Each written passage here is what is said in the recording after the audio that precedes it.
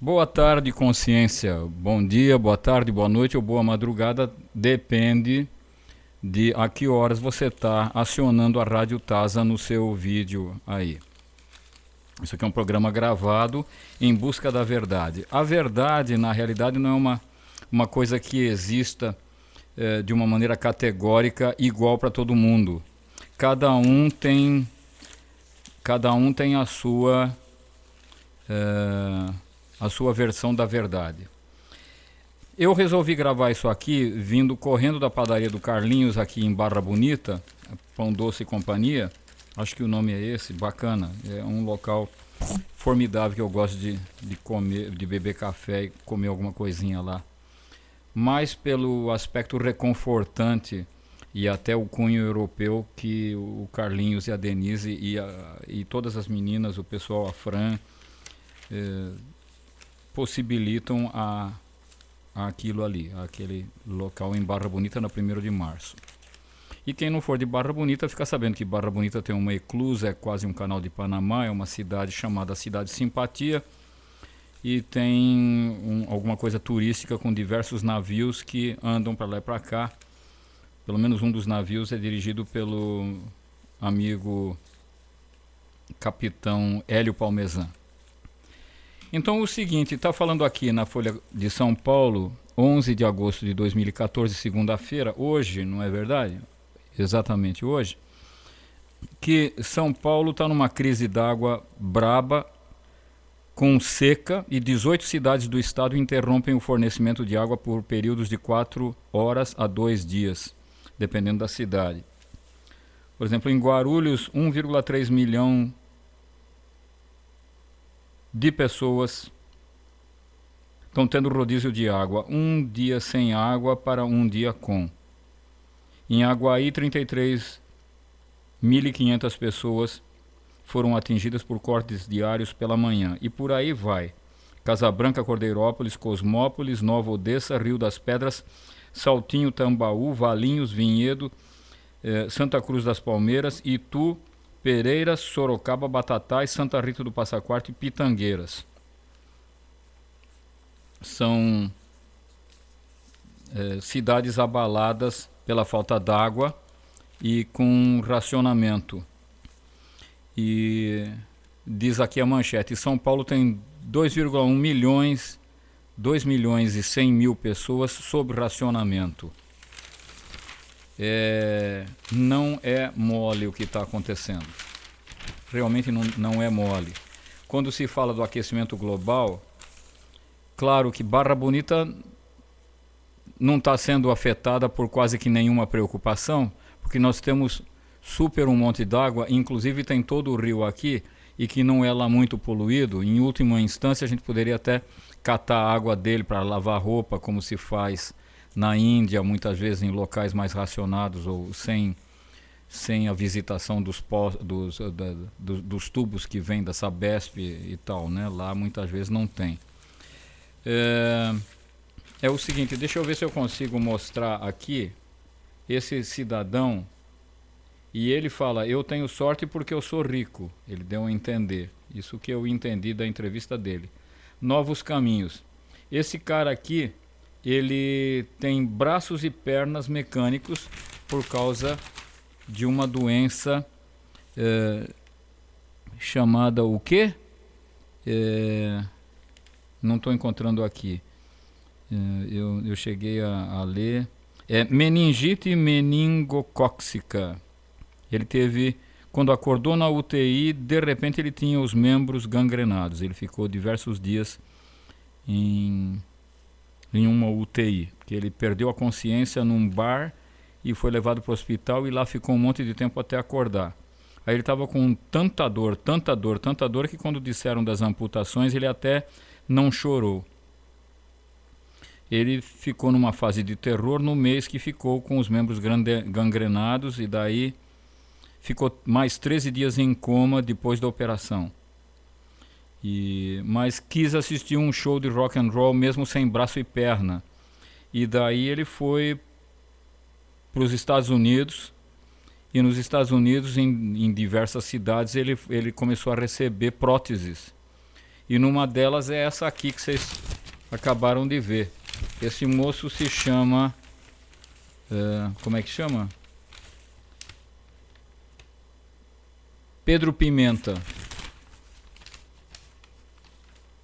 E ele está fotografado aqui, eu estou mostrando, já que ele foi fotografado em público, eu não me privo de mostrar a foto, porque é a foto da Folha de São Paulo, a quem eu peço licença póstuma, né, posterior, para estar divulgando isso aqui. É um artigo super legal da Folha de São Paulo.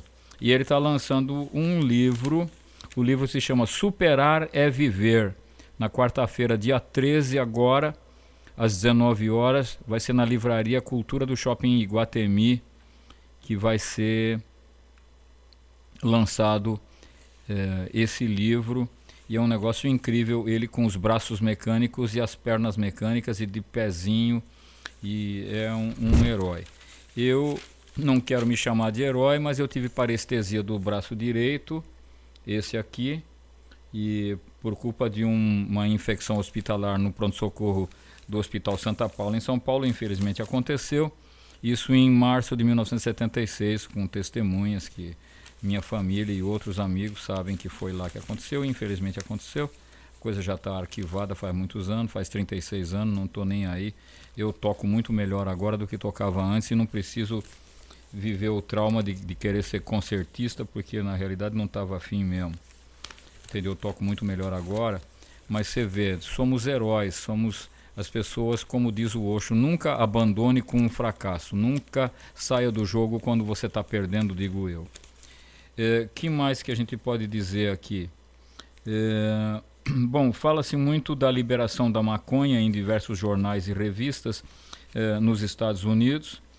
Está aumentando cada vez mais, inclusive a erva usa-se na alimentação e por motivos de força maior de doença de pessoas. Na revista Veja saiu que tem um cara, pelo menos um cara na Califórnia, sofria de tanta dor no câncer que ele tinha na garganta, que a única coisa era a cannabis sativa, que pode ser pingada em forma de chá ou qualquer negócio e tal. Para nós aqui é proibido, né? Mas os jornais estão garantindo que na África do Sul já não é proibido. Quando eu tive na Alemanha e Holanda, não é proibido se você tiver uma pequena quantidade, para não ser considerado um traficante, né? É só para fins medicinais.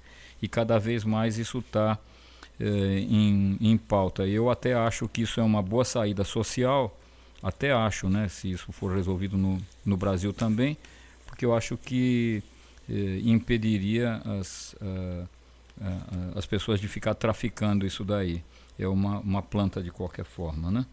E tem realmente laudos médicos assim impressionantes, deixando claro que, inclusive para surtos epiléticos, entende? Diversas mães estão até de uma maneira ilegal arrumando dos Estados Unidos e trazendo para o Brasil para darem para os seus filhos. Eu acho que as leis brasileiras deveriam indubitavelmente, entende, promover a liberação disso, dessa planta, para fins estritamente medicinais controlados por governo e hospitais. Sopa de palitinho, não sei o que, o lamen. Eu assisti um filme super legal a respeito do lamen, né? Que tem até o miojo lamen e tem outros lamen, e tem a garota lamen, né? The Lamen Girl. É um filme super legal que mostra uma garota dos Estados Unidos como pastor no Japão, entende? Porque o ego da gente quer se tornar mestre rapidinho, e ela teve que lavar banheiro, teve que aprender a cortar cabeça de peixe, teve que aprender a ir buscar as coisas no supermercado para comprar, até aprender a fazer o lamen. Não é que eu quero aprender a fazer o lamen, não, tem um monte de coisas antes que você tem que aprender e experienciar até poder ser promovida à categoria de cozinheira de lamen mesmo, e daí vem um mestre para aprovar ou não, e ela não foi aprovada, mas aí voltou para São Francisco, mas fizeram a maior festa para ela, e em São Francisco ela foi recebida com todas as honras para ser cozinheira de lamen, porque no Japão não foi aprovada, porque aquilo lá é um negócio complicadíssimo, né? Quer dizer, vai um mestre e aqui tem um outro cara chamado Michael Pollan dizendo que há algo mágico em compartilhar comida. E não sei por que ele falou isso, eu não li o artigo, mas é verdade. Compartilhar, e não só comida. O Osho diz que quem dá comida dá amor. E se você for ver bem, se você ama alguém, se você dá comida para uma pessoa, pode crer que você ama essa pessoa. Isso é o que eu tenho a dizer a respeito de compartilhar comida. E eu vou jogar esses jornais fora porque está inundando minha casa de papel velho, né? Eu estou lendo coisas assim horrorizantes a respeito do Brasil com relação a essa história da Petrobras. É um negócio feio, nojento, cretino, entende? O que está sendo explicado pela revista Veja. Note bem, eu não estou chamando a revista Veja de cretina, não. Eles estão mostrando por A mais B a nojeira que está sendo feita no país com relação a esse negócio de abrirem, para começo de conversa, eu sou psicólogo, eu sou meio burro e meio iluminado, quer dizer, eu jogo nos dois times, como diz o Osho, um verdadeiro Buda é um misto de um pouco idiota e um pouco iluminado. Entende? Eu sou bastante idiota na realidade, mas não tanto que não perceba como psicólogo, entende? Um monte de cretinice que a gente vai lendo nos jornais e revistas a respeito do que está acontecendo no país, que parece que todo mundo é burro, só eles que não são. Os grandes vivaldinos, né? De todas as empresas que são. Estou lendo aqui, tem um outro artigo aqui a respeito de um doleiro, não vou falar o nome, não quero falar o nome de ninguém com relação a essa história da Petrobras também, mas o que você pode acompanhar, entende, de um doleiro que está preso desde março e 16 quilos mais magro, e na realidade eu estou achando genial que ele esteja querendo colaborar com a polícia, acusando outras pessoas e dizendo como é que foi o negócio e quem é que está envolvido. O ponto é saber o que o governo e a polícia e os juízes e os advogados também, todos vão fazer, entende, com as informações que ele passar para frente e que estão sendo passadas. Porque senão, a única coisa que me compete dizer, entende, como povo, entende, porque eu sou povo, eu também. Eu abro um jornal, fico absolutamente enojado quando encontro, por exemplo, uma matéria mostrando, entende, que mataram um garoto com uma injeção letal de estricnina. Não foi um outro troço aí que foi usado para matar o garoto, e depois a gente fica horrorizado, mas não sabe das consequências do que acontece depois com as pessoas que são responsáveis por esse assassinato, entende? Para mim, o povo brasileiro entende? A mídia tem que ser responsável, evidentemente, o suficiente, e nem dá tempo, sabe? Eu posso compreender, nem dá tempo de depois os jornais, porque os jornais vão focalizar o horror que aconteceu hoje quando mataram uma criança. O jornal vai mostrar hoje, quando descobriram uma tremenda falcatrua na Petrobras, onde aparecem duas CPIs. Uma CPI independente, eu não entendo nada, eu peço desculpas, eu não sou político, eu não entendo de nada disso, eu estou falando CPI independente, foi o pouco que eu entendi, e uma CPI de gente do governo. Assim como já foi apontado pela revista Veja, eu fiquei pensando, para que duas CPIs? Entende? Porque o Senado, ou eu não sei como é que foi, criou uma CPI para apurar coisas da Petrobras. Evidentemente, qualquer imbecil, entende, é capaz de perceber que se o governo abre uma segunda CPI, é porque o próprio governo está querendo, entende, tumultuar a coisa e criar um qui pro quo para, inclusive, proteger todas as pessoas que possam ser responsabilizadas da porcaria que aí está. Aonde que eu sou povo e eu noto na minha imbecilidade, eu estou me apontando como imbecil, eu peço 1000 perdões aqui se eu vou falar uma puta de uma besteira, desculpe o palavrão, mas eu acho que o senhor e a senhora vão concordar comigo. Eu tenho notado o seguinte: Já na Copa do Mundo de 4 anos atrás, enquanto eu, o Matheus, o Marcos, amigos meus e milhões de brasileiros gritavam gol quando o time brasileiro fazia um gol contra, por exemplo, a Coreia do Sul ou Coreia do Norte, ou sei lá que Coreia que foi, que teve um jogo famoso, exatamente naquela hora a doutora Sergina Mello, minha amiga pessoal, estava apontando que em Brasília eles estavam permitindo um monte de documentações passando, entende, que a gente não está prestando atenção, e subindo o custo de vida, e foi principalmente o preço do pão. O preço do pãozinho e o preço do pão subiram amargamente, enquanto nós estávamos, nós, os imbecis, entende, comprados pelos jogadores de futebol, comprados pelas organizações que forjam e inventam esse futebol todo, como agora todos nós somos comprados, mas muitos de nós não fomos comprados pela construção caríssima de 8 estádios de futebol feito para inglês ver, entende? E porque certos partidos políticos devem ter algum interesse que aquilo fique super pronto e que o povo brasileiro fique tão agraciado que vá votar nas mesmas pessoas, por exemplo. É a impressão que eu tenho, mas a impressão que eu estou tendo agora, que eu queria falar, que estou fugindo da raia, é que meu pão integral, que eu pagava há menos de um ano atrás, R$ 4,25, está R$ 6,90, dependendo do supermercado, R$ 7,40, R$ 7,50, o mesmo pão preto que eu comprava há menos de um ano atrás por R$ 4,98. Entende? Essa é a consequência, no meu imbecil, perdão, no meu imbecil parecer, essa é a consequência, entende, da palhaçada que a gente está vendo com relação à Petrobras, entende?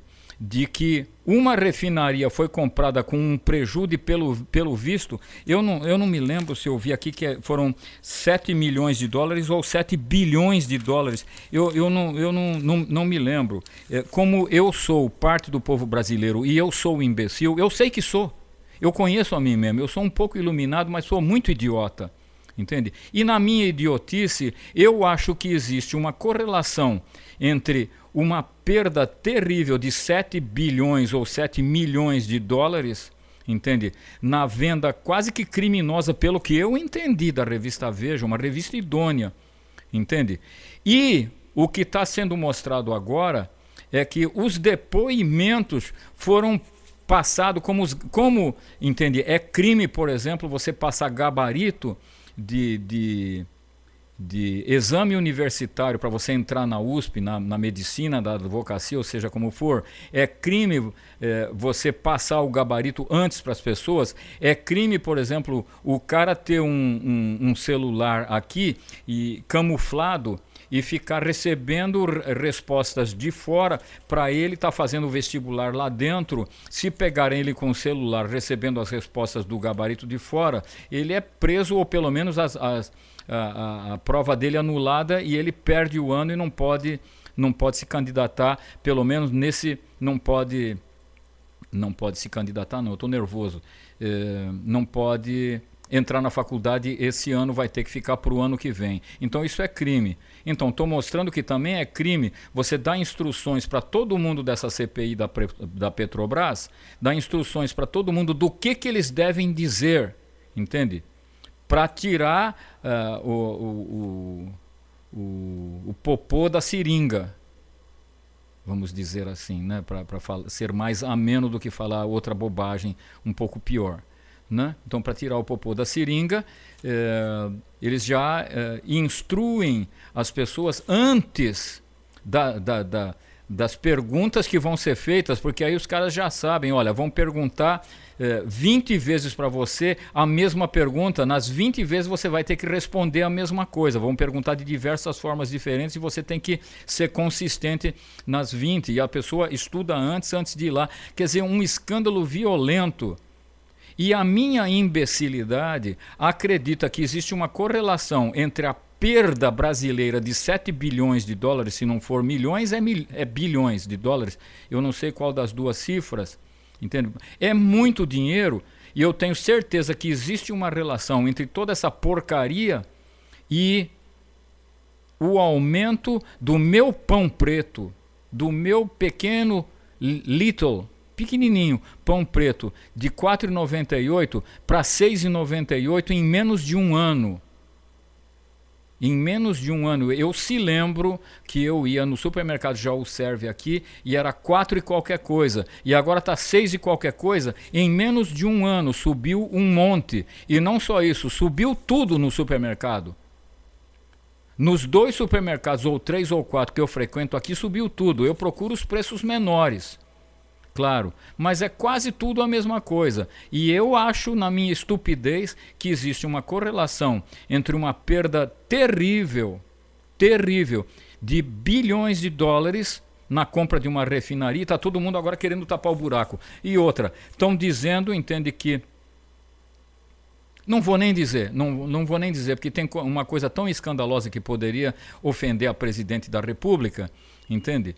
E que eu não vou nem tocar nesse assunto, porque está sendo um assunto tão nojento e que vocês podem ver muito melhor no que a Rede Globo está apontando do que a revista Veja, e eu estou acompanhando a revista Veja meio a contragosto, porque me vira o estômago, e na Empório, que é um local super bacana aqui de Barra Bonita, entende, que pertence ao Marcelo de Múzio e à Natália e a todas as pessoas que trabalham lá dentro, está me dando até dor nas coxas da perna falar a respeito desse negócio, sabe? Na realidade eu estou percebendo que eu estou falando demais a respeito desse assunto em tom bastante revoltado, coisa que eu não quero fazer.